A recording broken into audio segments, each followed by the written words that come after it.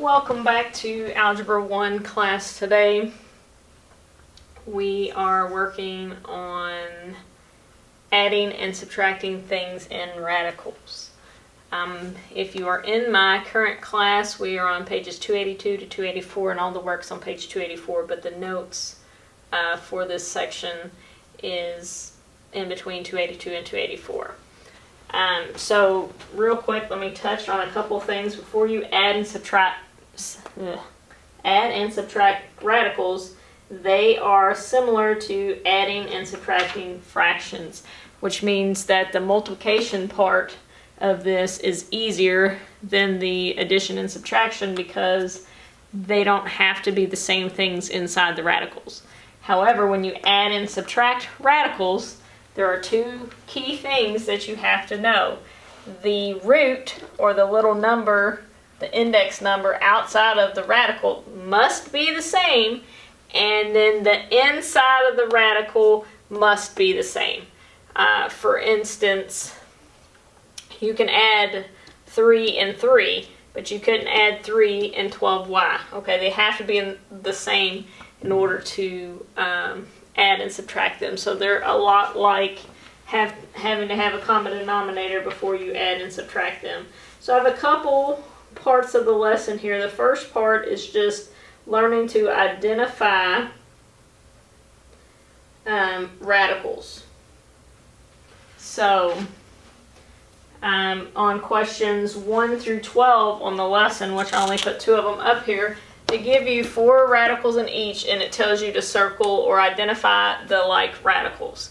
Okay, so what I'm looking at right here is cube roots. Okay, so everything that has a cube root is close to the same.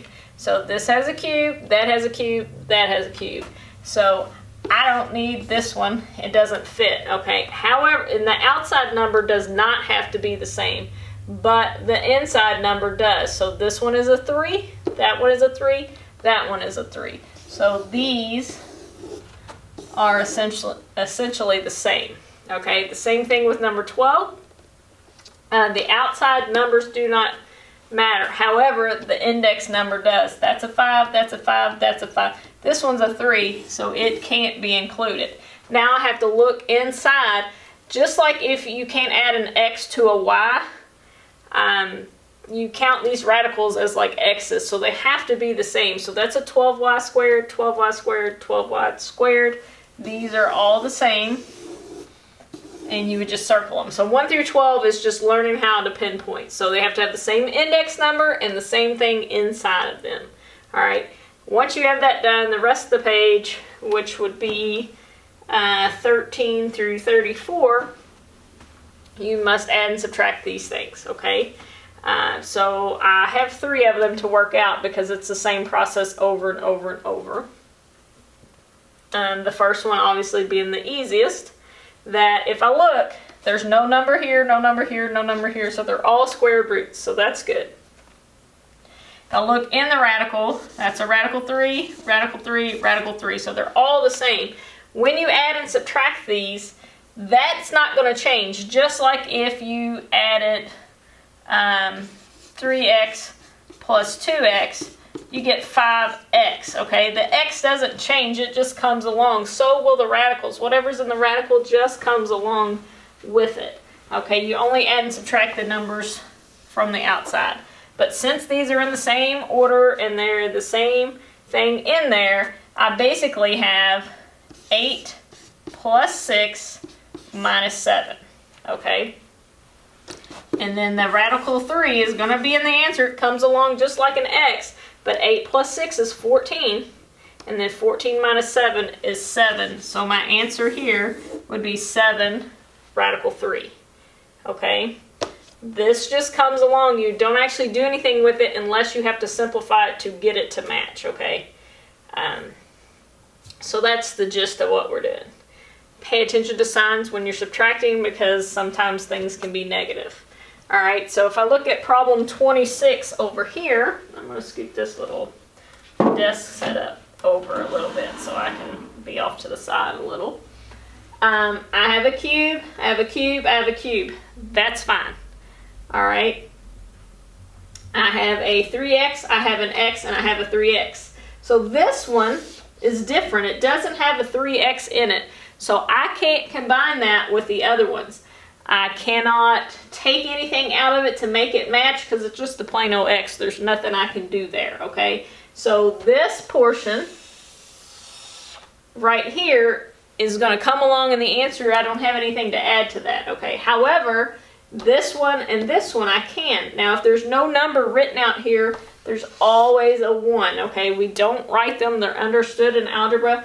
But 1 plus 2 makes 3. Remember, this part just comes along. You're not going to do anything with it unless you have to simplify it. And then, since I've already used that and I've already used that, this has to come in the answer. And it just tags along because I didn't have anything to add or subtract to it. So this is your answer. All right. Now 32, I picked it. It's a little farther out, but I picked it because it has a couple different things that pretty much anything that you're going to run into is going to be in this problem. All right. So first of all, I look because you won't be adding or subtracting. I don't think. Let me double check.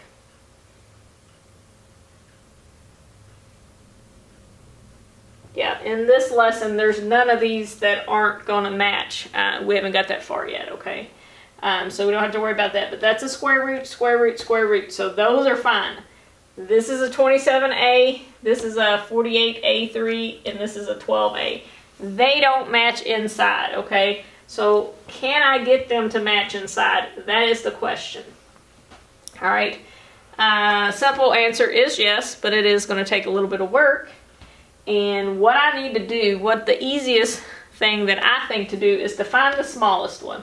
Okay, so 12a is the smallest thing inside. So if I move this 12a and just leave the b alone right now, but if I just do this 12a by itself and I want to break that down as far as I can, remember this is a square root. Okay, so 4 times 3, and that a is multiplied in there, but we can't do anything with it right now. 4 times 3 makes 12. This is like what we did in the last video. If I have a square root of 4, it's 2. And that means I took that out. I took the square root of 4, which is 2, which came to the outside.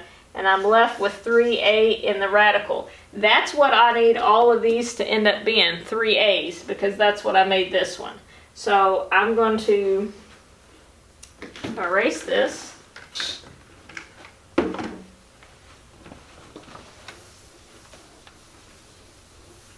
Try to dry it the best I can with this towel because I just watched the other video back, and when I dried it with a paper towel, it made an awful noise and I couldn't stand it, so you're probably not going to stand it. But so this part of the problem over here, I'm going to rewrite it, is now 2b 3a. It's 2b because we simplified that 12 and brought that 2 out, and there was a b already out there, so it had to get multiplied in. And then we broke that down to 3a.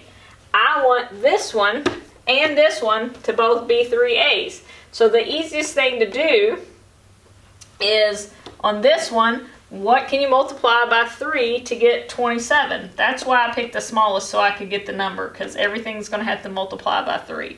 So 3 times 9, and there's an a there, is 27. Is there a square root of 9? Yes. So if I take the square root out, which is a 3, 3 times b, this part is going to be 3b. And then what's left inside the radical would be the 3 and the a. So this is a 3a. Okay? So now, all I got to do is that middle one. I saved it for last because it's a 48 and it's a little bigger. Okay? So on this one, let's just look at it from this point of view here. I need to divide it by 3 because that's what's in the rest of them. That's why I picked the smallest one so I could find what to divide by. 48 divided by 3 is 16. So this would be broken down into 16 times 3 times a cubed. Okay? there is a square root of 16. Remember, we're dealing with square roots. And that's a 4 that's going to come to the outside. So I know for a fact there's going to be a 4 on the outside. That leaves 3 on the inside, but I still got an A3 that doesn't match, but I'm going to get it to match just here in a minute. All right, so we said there's still a 3 on there. So now I have the A3. Remember in the last video, we have to break that apart into something that's divisible by 2 because this is a square root. So I'll break that apart into A2 times A1. When I add the exponents, I get 3. But now 2 is divisible by the 2 that's out here. So 2 goes into 2 one time. So 1A has to come to the outside, and what's left is 1A, or A to the first power. Okay, so now I don't have to write that 1 there, but if I did, it still matches the rest of them.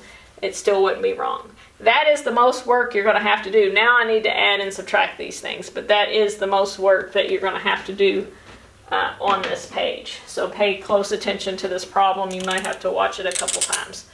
So now, remember that 3A is coming in my answer. I've used it, okay? It's coming in the answer. It's just like an X. It's got to trail along. But I have 3B plus 4A minus 2B. So 3B plus 4A minus 2B.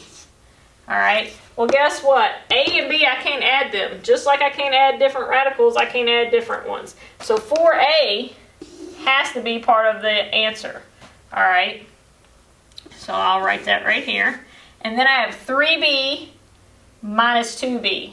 What's 3 minus 2? It's 1. So right here, and this 3B minus 2B leaves me with a positive 1. So this is a plus symbol. And this is 1B or just B. You do not have to write the 1 as long as there's a letter there. Okay, so when I took all the stuff on the outside here, I could not add A and B's together, but I could subtract the B's. And then this, which we said goes in our answer, goes like this, and that's our answer. And I don't know why my A's keep looking like 9s, but that's supposed to be an A, okay? And then you could put this in parentheses, because this whole thing gets multiplied by that. So it is technically correct if you do, but I'm not going to count off if you got that far. All right, so that concludes our lesson. That was our last lesson of the week. All the work pertains to the videos, the 3 videos that I've already done for this class. So until next week, have a good day and God bless.